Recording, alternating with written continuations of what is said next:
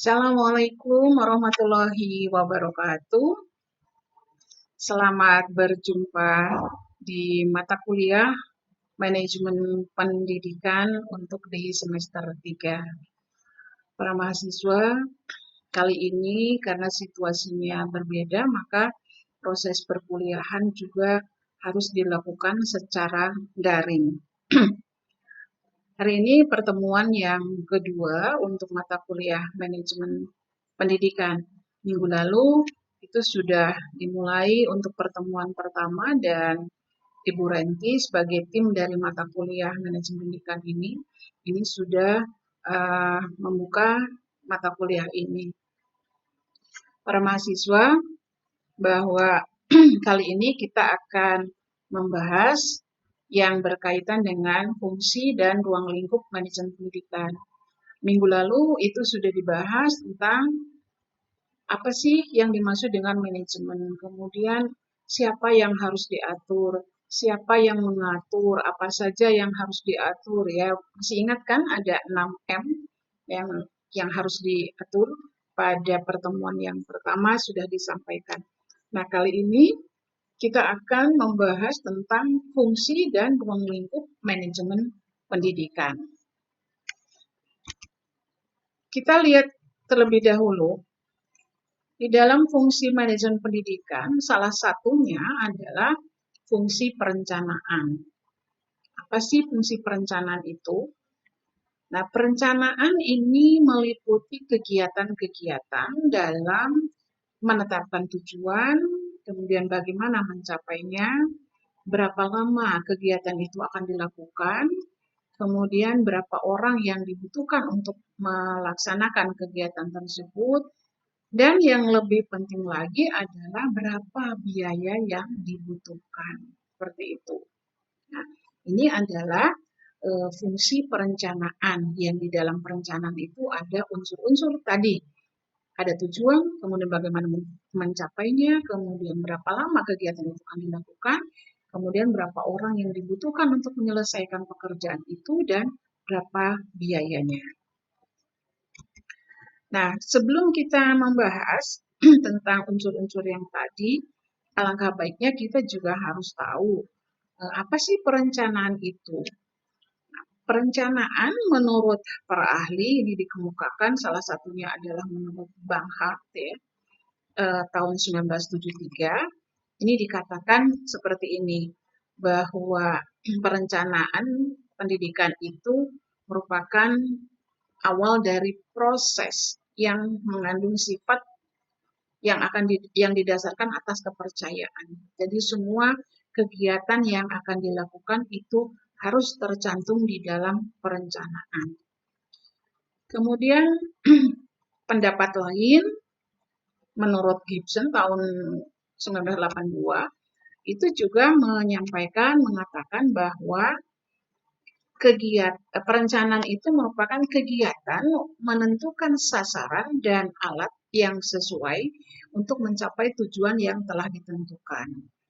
Jadi di dalam perencanaan itu perlu sekali menentukan langkah apa saja yang akan dilakukan selama kegiatan dilaksanakan. Kemudian menurut pendapat lain, ada menurut Sergio Vanni, itu dikatakan bahwa perencanaan di sini lebih ke fokusnya ke sekolah ya. Jadi perencanaan sekolah adalah tuntutan, taksiran, pencapaian tujuan serta pedoman yang telah jadi komitmen dan keputusan yang telah disepakati bersama oleh kepala sekolah dan staf. Jadi karena kita berada di lembaga pendidikan, maka kecenderungan kegiatan-kegiatan yang kita laksanakan, yang akan kita rencanakan itu lebih ke kegiatan-kegiatan pendidikan. Nah, di dalam menyusun perencanaan tentu saja harus betul-betul sasarannya itu jelas apa yang akan dilakukan di dalam kegiatan yang akan dilakukan. Kemudian, jadi apa sih yang dimaksud dengan perencanaan itu?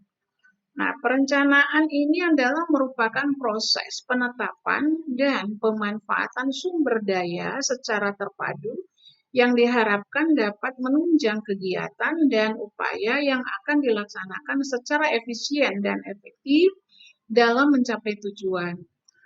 Jadi perencanaan itu bergerak dari keadaan sekarang menuju masa yang akan datang sebagai proses yang menggambarkan kerjasama untuk mengembangkan dan meningkatkan organisasi secara menyeluruh.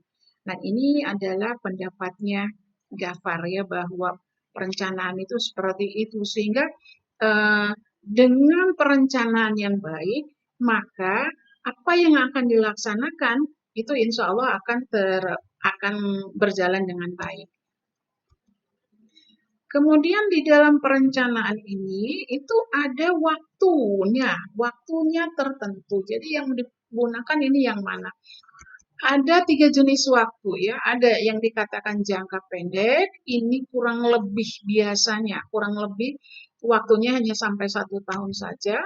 Kemudian ada juga yang menengah, itu antara 3 sampai 5 tahun, yaitu kisaran saja ya, mungkin juga ada yang kurang atau mungkin juga lebih sedikit begitu. Kemudian ada yang dikatakan dengan jangka panjang.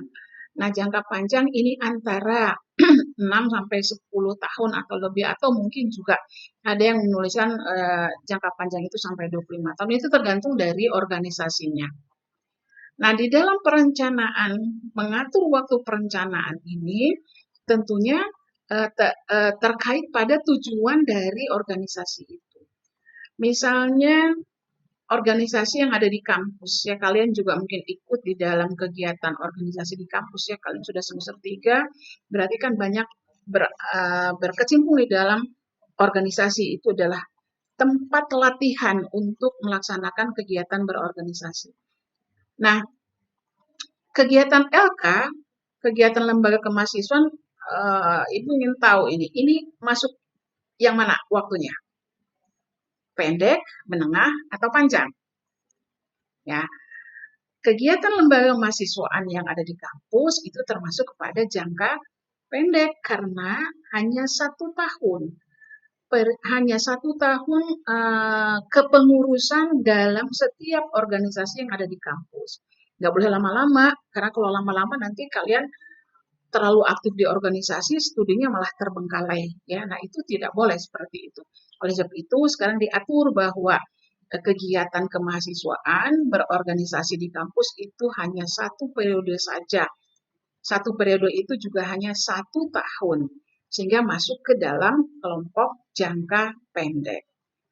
Kemudian jika misalnya katakanlah sebuah lembaga, misalnya perguruan tinggi lah seperti itu, pasti itu memiliki rencana kerja untuk jangka panjang. Tetapi untuk melaksanakan rencana kerja jangka panjang, itu harus juga disusun jangka menengahnya, harus disusun juga jangka pendeknya yang biasanya tertuang dalam Renstra, ya, rencana strategis. Nah, jangka panjang sudah ditentukan, katakanlah misalnya 10 tahun. Kemudian yang menengahnya apa, yang pendeknya apa. Yang menengah itu apa saja yang harus dicapai misalnya dalam waktu 5 tahun. Kemudian yang pendeknya apa yang harus dicapai dalam waktu 1 atau 2 tahun. Nah, itu harus sudah dibuat. Jadi tidak bisa langsung mencapai ke jangka panjang tanpa dilalui oleh kegiatan-kegiatan yang kegiatan yang direncanakan untuk jangka pendek atau menengah, karena itu semua harus dilalui. Ya. Kemudian selain itu bahwa perencanaan yang dilakukan, perencanaan yang disusun itu harus efektif, ya harus efektif. Kalau tidak ya akan kacau, akan berantakan gitu ya perencanaan kita. Seperti apa efektivitas perencanaan? Perencanaan yang efektif akan menghasilkan program yang luas, yang berpusat pada keberhasilan.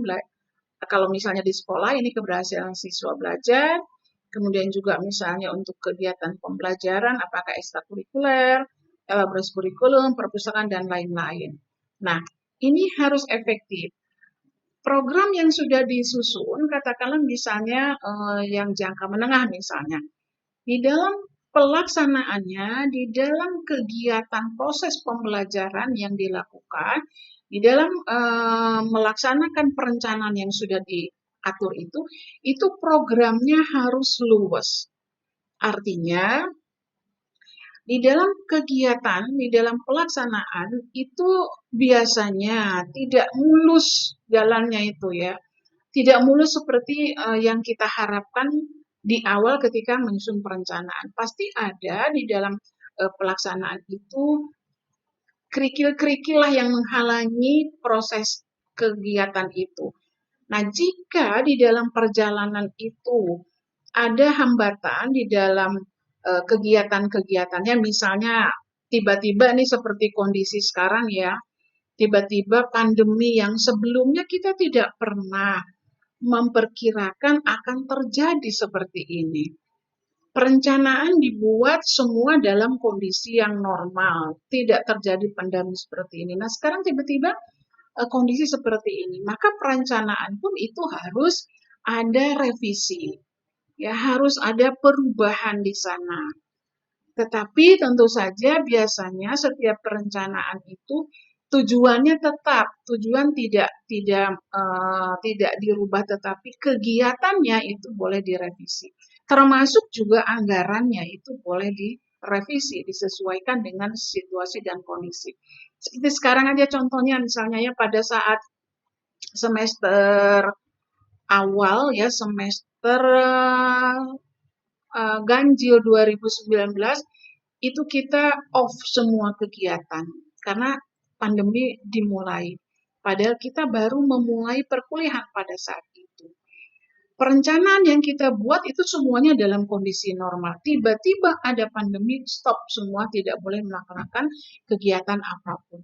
Nah, kalau sudah seperti itu berarti kan perencanaan apapun yang terjadi, sulit apapun kita harus merubah, harus merevisi.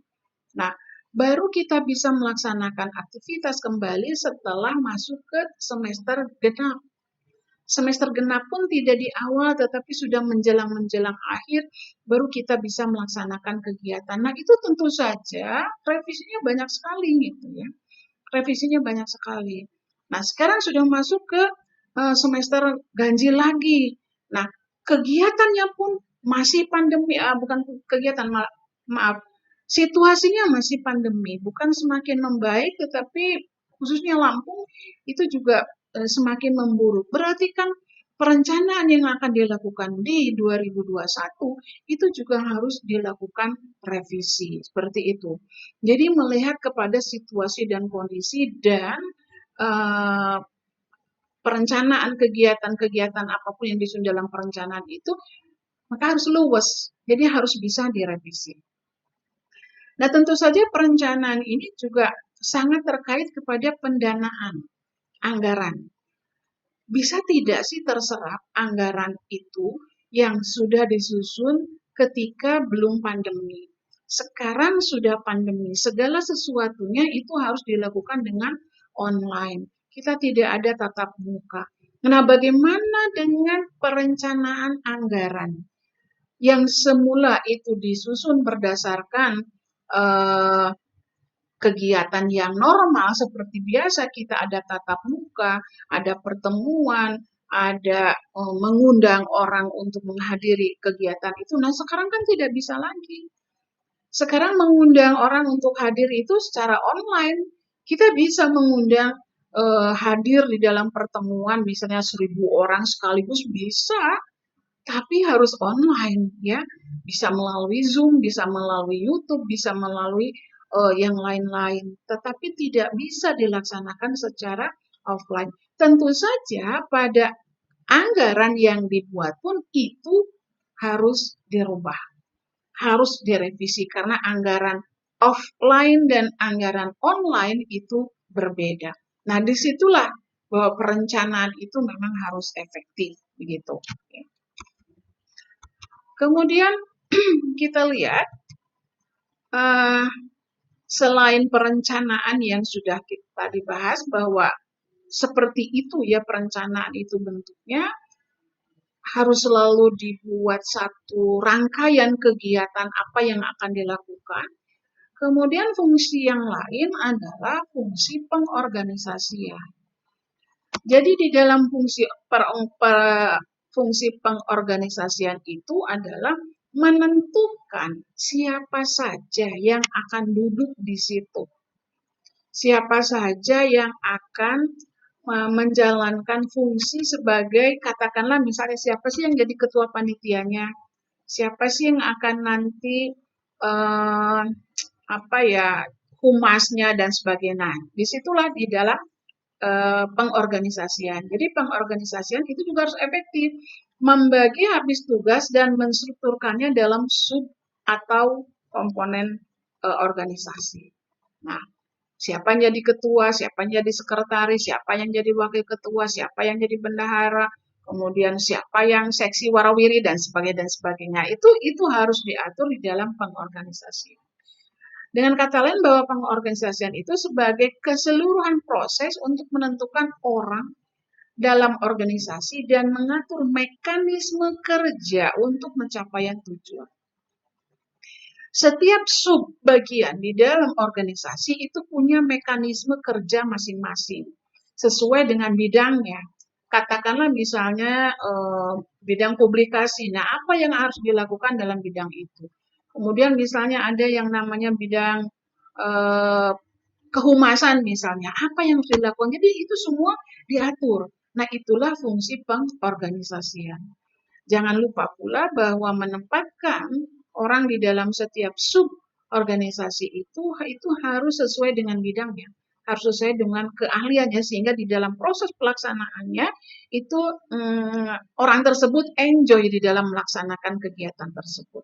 Ya, jangan sampai karena sering terjadi, misalnya di tengah-tengah organisasi ini sedang jalan, kemudian ada kendala, ada beberapa staf misalnya tidak bisa melaksanakan kegiatan, kemudian mengajukan mundur. Nah, ini merusak organisasi. Ya.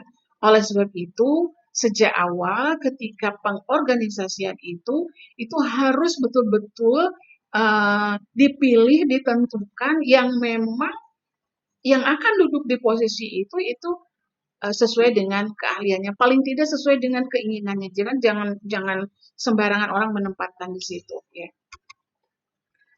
Kemudian syaratnya ini ada beberapa syarat pengorganisasian. Nah, yang pertama tentu saja syaratnya adalah legitimasi, yaitu harus mampu menampilkan performance organisasi yang dapat meyakinkan pihak terkait akan kemampuan untuk mencapai tujuan. Katakanlah ini sekolah, ya, katakanlah sekolah. Bagaimana sekolah itu menampilkan performance yang dipercaya oleh masyarakat, yang membuat keyakinan masyarakat mau menyekolahkan anak-anaknya ke sekolah itu. Nah, itu perlu sekali. Karena masyarakat biasanya akan menyekolahkan anaknya tentu ke sekolah-sekolah yang menurut pandangan masyarakat itu sekolah itu baik, sekolah itu berkualitas. Tidak mungkin akan memasukkan ke lembaga-lembaga sekolah yang ya kualitasnya ecek-ecek. Mungkin juga akan berpikir ulang, jangan ke situ dulu lah, coba dulu yang lain. Ketika sudah berkali-kali dicoba, misalnya akhirnya tidak masuk, akhirnya ya biasanya daripada tidak sekolah, ya sudahlah masuk ke situ. Biasa seperti itu. Oleh sebab itu, legitimasi ini performan dari lembaga itu, katakanlah dari sekolah itu harus diketahui oleh khalayak banyak, sehingga orang itu akan muncul kepercayaannya untuk mau menitipkan anaknya untuk sekolah di situ. Biasa seperti itu. Nah, biasanya juga ditunjukkan dengan performance tampilannya.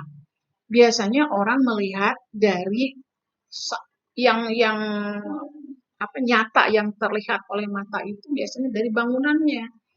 Kalau bangunan fisiknya meyakinkan, bagus, megah, kemudian juga fasilitasnya lengkap dan sebagainya, orang dari situ aja sudah mungkin sudah ada sekitar 60% lah tingkat kepercayaan karena melihat dari fisiknya. Tapi kalau misalnya fisiknya meragukan, kemudian alamatnya nggak jelas, atau misalnya di tengah-tengah perkampungan, jalan masuknya susah dan sebagainya, itu orang juga akan berpikir yang lain. Oleh sebab itu, ini sangat penting ya untuk lembaga untuk mencirikan bahwa ini adalah sebuah lembaga yang berkualitas. Kemudian tentu saja juga efisiensi, yaitu pengorganisasian penggunaan waktu, uang, dan sumber daya dalam rangka pencapaian tujuan.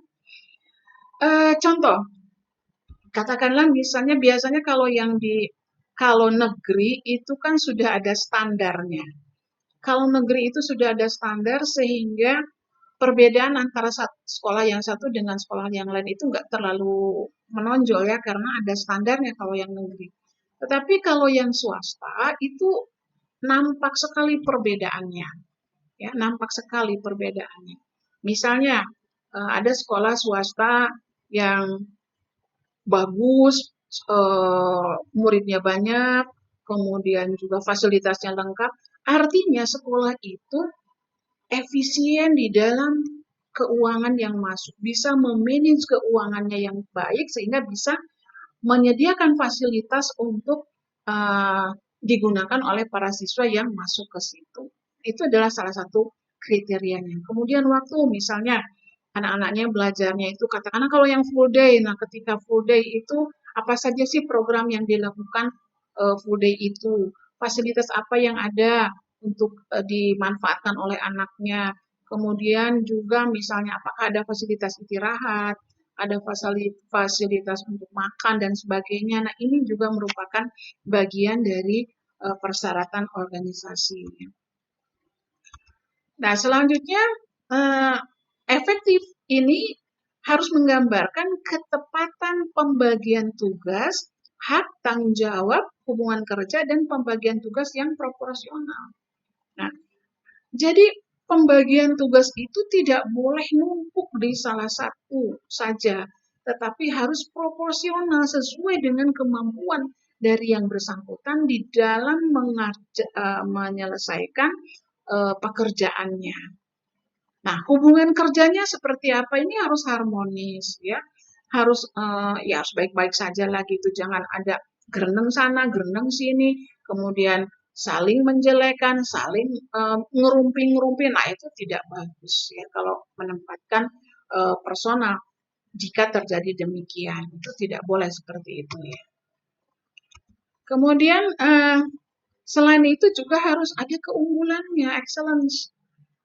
Apa sih keunggulannya? Sehingga orang itu yakin bahwa oh iya ternyata sekolah itu unggul dalam hal ini, unggul dalam hal itu. Sehingga orang tua itu walaupun katakanlah oh, full day sekolahnya, tetapi punya keunggulan.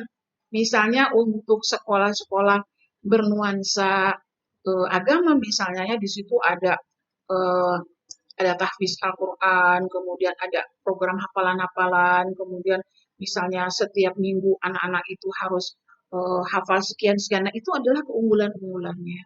Atau misalnya ada program-program yang kayak keunggulan-keunggulan dalam hal misalnya sekolah itu aktif dalam kegiatan-kegiatan penelitian remaja, misalnya ikut olimpiade dan sebagainya, itu adalah keunggulan-keunggulan yang harus ditonjolkan, yang memang harus diketahui oleh masyarakat, sehingga masyarakat akan percaya dan akan memasukkan anak-anaknya ke sekolah tersebut. Kemudian para mahasiswa yang Ibu sayangi, semoga kalian juga sehat-sehat saja ya. Ini ada ciri organisasi yang sukses. Seperti apa sih organisasi yang sukses itu? Yang pertama adalah kualitas. Ya, ada quality yang diharapkan ya. Organisasi ini memberikan kualitas pelayanan pada pelanggan. Nah, ini adalah penting sekali. Pelayanan pada pelanggan. Siapa pelanggan itu? Kalau sekolah tentu saja adalah orang tua siswa, kemudian juga lembaga terkait, kemudian yang lain-lainnya itu adalah pelanggan. Nah, pelayanan pelanggan adalah merupakan kunci sukses dari organisasi.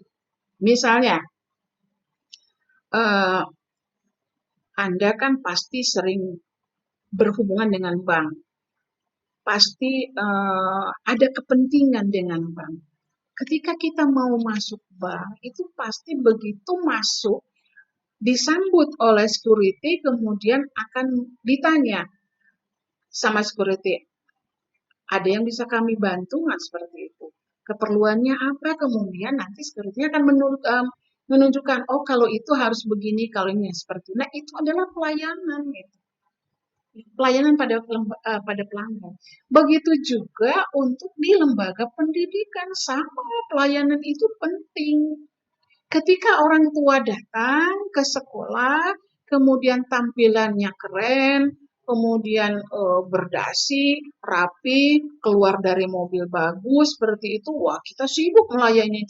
Mari Pak, ada yang saya bantu, apa perlu Bapak, kenapa ada apa-apa, silahkan Bapak duduk, dan sebagainya. Tapi kadang juga karena yang datangnya itu ya biasa-biasa saja, tidak bermobil, mungkin juga hanya naik angkot atau misalnya hanya naik sepeda motor, kemudian datang, begitu datang itu bingung, celingukan, mau kemana, harus nanya siapa. Nah, pihak yang ada di sekolah itu ya cuek-cuek aja, tidak memperhatikan. Nah, itu jangan sampai terjadi. Siapapun yang datang, dalam kondisi apapun yang datang ke lembaga kita, tentu itu harus dihargai, harus dihormati sebagai pelanggan. Karena mereka lah yang akan menjadi bagian dari organisasi itu. Nah, pelayanan ini sangat menentukan kualitas ke depan dari organisasi itu. Jika si pelanggan itu datang, katakanlah orang tua yang datang ke sekolah, kemudian diberikan perlakuan yang nyaman, yang enak, yang merasa dihormati, walaupun katakanlah dirinya itu bukan siapa-siapa begitu, tetapi itu nanti akan memberikan image ke yang lain, image yang positif. Jadi nanti enak loh sekolah di situ, kita datang ke sana dilayani, apa kebutuhan kita, ditanya nama anak dan sebagainya. Jadi betul-betul dihargai sebagai individu seperti itu. Tidak, jangan sampai begini, nyesel deh saya sekolah, anak-anak anakku disekolahkan di situ. Masa orang tua datang ke situ ditanya pun tidak. Kemudian kita mau nanya disuruh sana suruh sini, tapi tidak ada penjelasan. Nah itu juga sering terjadi. Nah oleh sebab itu adalah pelayanan pada pelanggan itu adalah hal yang sangat penting, ya, yang menentukan bahwa organisasi itu baik atau tidak, sukses atau tidak. Kemudian juga ada yang kedua, cirinya adalah pertumbuhan, growth.